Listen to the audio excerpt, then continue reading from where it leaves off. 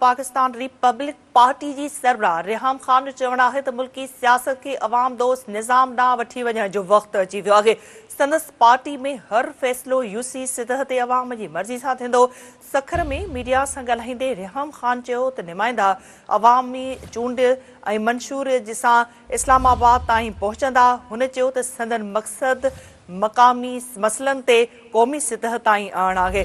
Pakistan Republic party जी सरबराह रिहाम खान जो चवण आहे त मुल्की सियासत के अवाम दोस्त निज़ाम ॾांहुं वठी वञण जो वक़्तु अची वियो आहे। संदसि पार्टी में हर फ़ैसिलो यूसी सतह ते अवाम जी मर्ज़ीअ सां थींदो।